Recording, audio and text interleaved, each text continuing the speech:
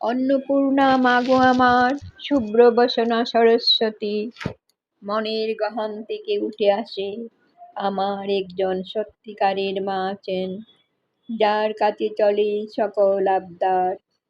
তোমার অবিরাম স্নেহ দ্বারায় ধুয়ে যায় আমার সব পাপ পুণ্য, মন ভরে উঠে একটা নির্মল প্রশান্তিতে, মস্তক অবনত হয়। ঐশী শক্তির সর্বোচ্চ আধার তুমি মা, জয় মা। মা আমার ভক্তি মুক্তি জ্ঞান প্রদায়িনী, নমি মা তোমার পদে জগত জননী। শ্রী শ্রীমা শারদা বর্তমান যুগের সচল জীবন্ত অন্নপূর্ণার প্রতিমূর্তি। অন্নপূর্ণা পূজা আসিয়াছে কাশীর অন্নপূর্ণা মাতার মন্দির হতে। মা সবসময় সন্তানদের খাওয়ার জন্য ব্যস্ত, নিজে অক্লান্ত পরিশ্রম করে খাওয়ার জোগাড় করে রান্না করে নিজ হাতে খাওয়াতেন। ঠাকুরের দেহত্যাগের পর মা কাশিধামে যান, অন্নপূর্ণা দর্শন করে মা আনন্দে বিহ্বল হয়ে পড়েছিলেন। উমা বা পার্বতী বা অন্নপূর্ণা প্রত্যেকেই শিবজায়া দুর্গার বিভিন্ন রূপ বা নাম। শিবরূপিণী দুর্গাই আমাদের মা শারদা। চৈত্র মাসের শুক্লা অষ্টমীতে অন্নপূর্ণা পূজা করা হয়। মা অন্নপূর্ণার দরজায় পাত্র হাতে দাঁড়িয়ে আছেন বিকারে শিব, তাকে অন্ন ভিক্ষা দিচ্ছেন মা অন্নপূর্ণা। পরম শক্তির কাছে ভিক্ষা চাইছেন পরম শিব, তিনি যে সাক্ষাৎ কল্যাণমূর্তি, জীব কল্যাণে অনন্ত ধ্যানে মগ্ন, জীব উদ্ধারী তার নিরলস ব্রত। জীপ্ত স্বরূপে সেই শিবই, মায়ায় আবৃত শিবই জীব। পরম শক্তি মা অন্নপূর্ণা দুহাতে তুলে দিচ্ছেন তার বেদে রাখার শেষ গ্রন্থটি। শ্রীরামকৃষ্ণ বলেছেন, ভিক্ষার অন্ন বড় পবিত্র, বড় শুদ্ধ, সম্পূর্ণ নিরভিমান অবস্থায় পাওয়া যায় অন্ন কিনা। একমাত্র ভিক্ষান্নই নবীন ব্রহ্মচারীর ব্রহ্মচর্য রক্ষা করতে পারে। এই কারণেই শুদ্ধ অন্ন জরুরি। অন্নপূর্ণা পূজায় শিব সহযোগে মা অন্নপূর্ণার আগমন হয়। শ্রীম মহেন্দ্রনাথ গুপ্ত একদিন স্বপ্নে দেখেছিলেন শ্রী শ্রীমা দেবী অন্নপূর্ণা যে যা প্রার্থনা করছেন তাই দান করছেন। আরও দেখলেন মা তাকে খাইয়ে দিচ্ছেন।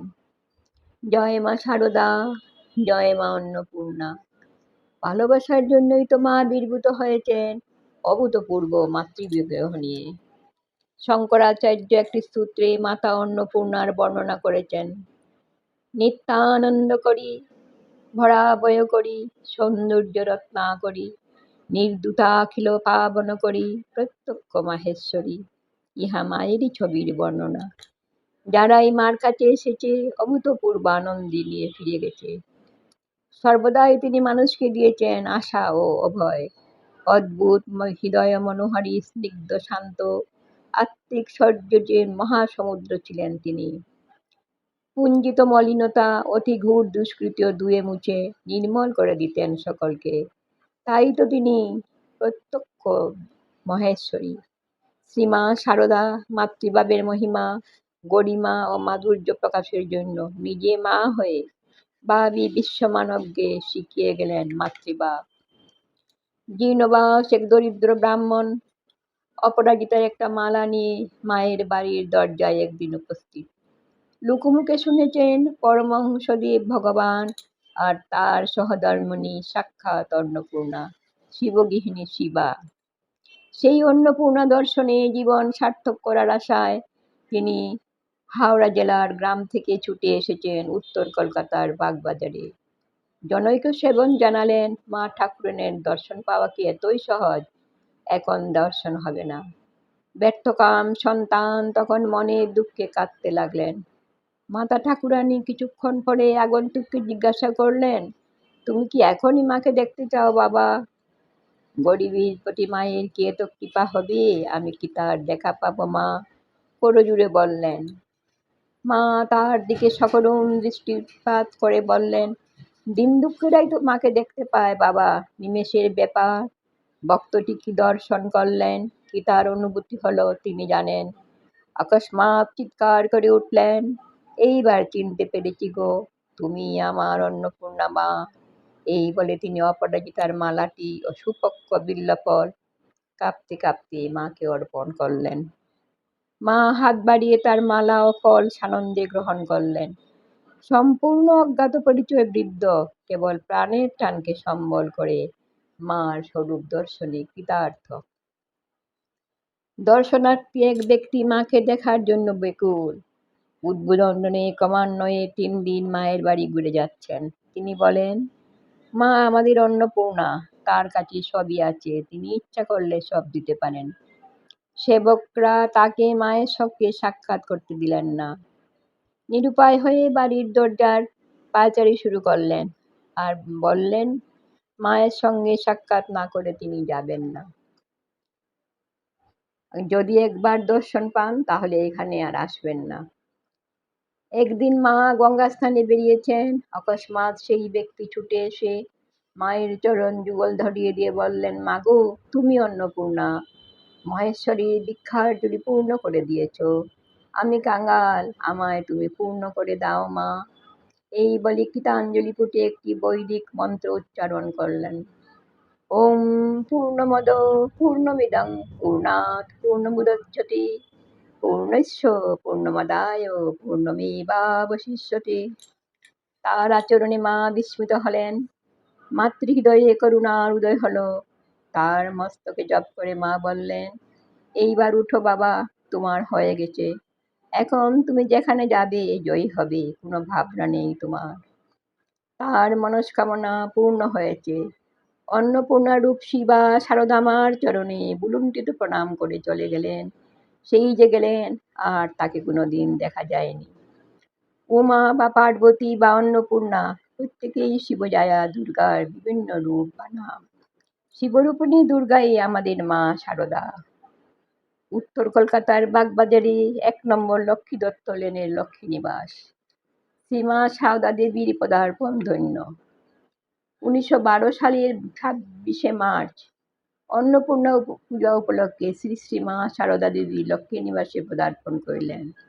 ওই দিন তিনি অন্নপূর্ণা রূপিণী হয়ে শ্রীরামকৃষ্ণ দেবের প্রতিকৃতি স্বয়ং পূজা করে তাহাকে অন্নভোগ নিবেদন করে ঠাকুরকে ভোগ নিবেদন করে দেখেন তিনি ঠাকুর গ্রহণ করতেন। কায়স্থ দত্ত পরিবারকে ঠাকুর শ্রীরামকৃষ্ণকে অন্নভোগ নিবেদন করার অধিকার দিয়ে তিনি নির্দেশ দিয়েছেন, অন্নপূর্ণা পূজার সঙ্গে ঠাকুরের এই পূজা করে যাও, বন্ধ করো না। সেই পূজা আজ অব্যাহত। ভারত নারীর আদর্শ হচ্ছে সতীত্বে, পূর্ণতা মাতৃত্বে। রামকৃষ্ণ অবতারে তাই মাতৃভাব সাধন, শ্রীগুরুকরণ ও ধর্মপত্নীকে মাতৃভাবে পূজা। মনু বলেছেন, যত্র নার্যস্তু পূজ্যন্তে রমন্তে তত্র দেবতা, যত্রই তাস্তু ন পূজ্যন্তে সর্বাস্তা ত্রিফলা ক্রিয়া। যে দেশে নারীর পূজা হয় না সে দেশে দেবতারা বাস করেন না, আর যেখানে নারীর পূজা হয় সেখানে সব